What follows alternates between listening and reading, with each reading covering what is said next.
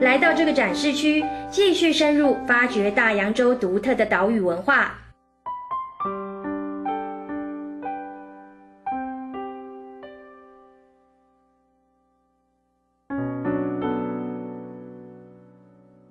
在这样男尊女卑、父权社会的岛屿文化中，连娶新娘都有所谓的新娘嫁。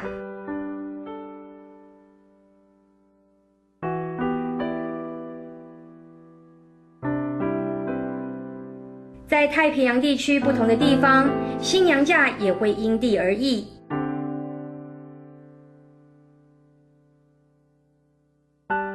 有些是用贝壳、羽翼、木头、宝石或是斧头。这个展区你会看到各种不同的新娘嫁。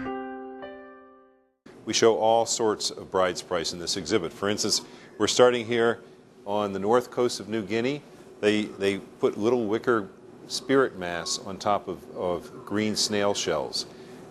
Further down, this is one of my favorites. You get an idea of what it costs to get a bride. These are jade celts that are polished, and for 6 of these, you can buy a bride. And these are very elaborate handles. That's not an axe.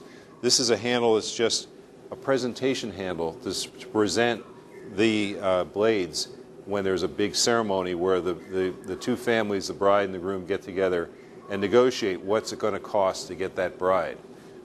This big shell, again, is from the area near Rabaul, which is in East New Britain, an island off the northeast coast of New Guinea. And these are tiny little shells that are strung on fibers and wrapped into a large ring. And the larger the ring, the more money, the bigger the price for the bride.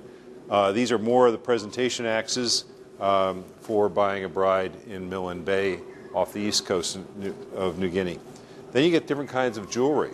You have large shells, very rare cowrie shells, dog teeth, boar tusks, quina shells, more dog teeth. Anything they could have that could be traded in value is in fact traded as value.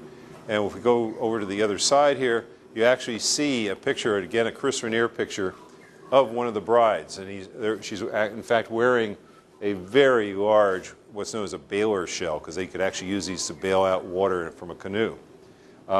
Very large shell. You can see she's very, very elaborately decked out for her wedding. And then in other parts of New Guinea, they'll take the shells and either make rings out of them, various size rings as we have here, or string smaller rings onto a stick in the area outside the Prince Alexander Range in New Guinea, a place called Lumi. These sticks are very, very important. Some of my favorites, though, are in the area of the Solomon Islands, where they'll take just very certain rare feathers from a small honey-eating bird and string them either into sticks or into these very, very rare feather rolls. And these feather rolls are quite old, and it takes 500 to 600 hours to make one of these feather rolls, and as many as the feathers of 300 birds. Incredibly rare, but they don't kill the bird. They collect the feathers and let it go. So it's an amazing thing. So right here you see what it takes to get a bride. It could be a lot of shell, a lot of feathers, a lot of jade. Who knows?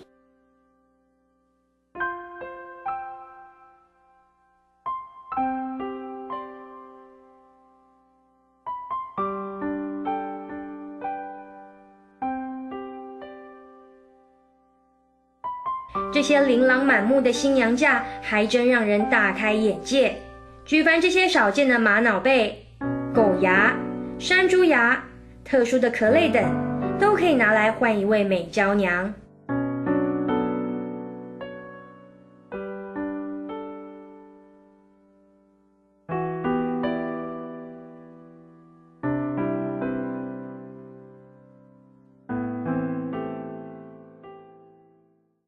Now next we go into the concept of warfare. And these are poles that we collected in an area of West New Guinea known as Irian Jaya, and it's actually a province of Indonesia. And these are known as bisque poles, and they're carved by the warriors as a very ceremonial object, and usually has something to do with warfare and payback and headhunting. And of course, that's the purpose of this exhibit, is to talk about that concept of spirits in everything they have, and headhunting. 这里有个非常稀有的展览，称古匕首，雕工非常精美，可以看到上面的亮釉，这些东西是多么的古老，多么的常被使用。这些匕首是由鹤驼骨做成的，鹤驼骨是来自一种很大不能飞的鸟类，有些骨骼其实是人类的小腿或手背所做成的，非常非常的稀有。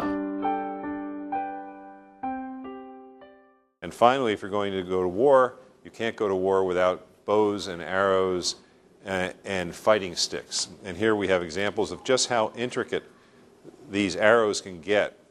And different heads mean different things, but these were all for killing men.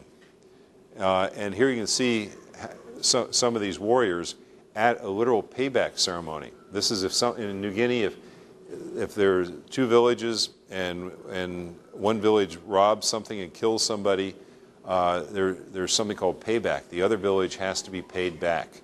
And rather than killing somebody at the other village, which is what they used to do, there's a negotiated price for this payback. And in this instance, the payback was 300 pigs. And so they had to collect the 300 pigs, slaughter them, butcher them, and then present the meat from these 300 pigs to the village that had been raided. 这个展示区主要收藏战争会用到的器具，这些是用鸟的头颅骨做成的棍棒，也是一项特殊的收藏。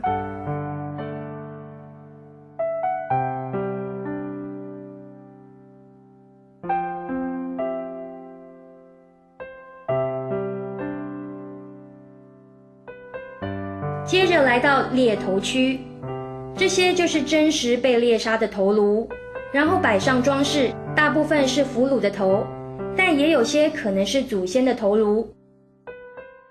When someone dies in Irian Jaya, the women actually cut off a piece of their finger. And this is an axe, a knife that was used to cut the fingers off, and here are bones that were then made into a necklace from the fingers. And then all these things are sometimes put in what we call magic bags, and these very unusual looking bags contain sacred objects for a particular family. And these objects are ancestor bones, sacred rocks, figures, anything they find interesting. And the bag itself is then decorated with pig bones from the various festivals. These are and then finally, these are very rare figures that were found in the 70s in a cave in an area called Karawari off the Sepik River in Papua New Guinea. 民以食为天，接下来看看饮食部分的展区。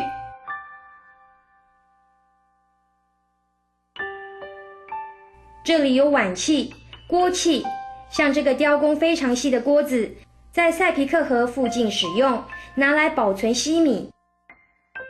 This would have been for a very large feast for the village, and it's incredibly rare to find a feast bowl with this kind of carving and shell inlay and size anywhere in the world. We're very proud to have this feast bowl from the Solomon Islands.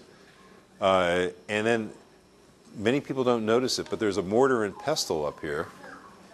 And this is, again, for pounding sago or perhaps taro.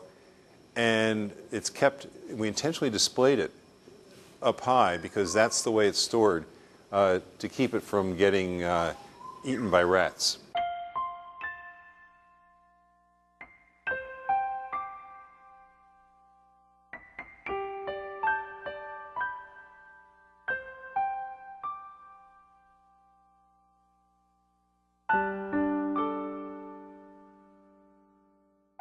In New Guinea, people chew a lot of betel nut, and because they chew a lot of betel nut, they lose their teeth when they get older.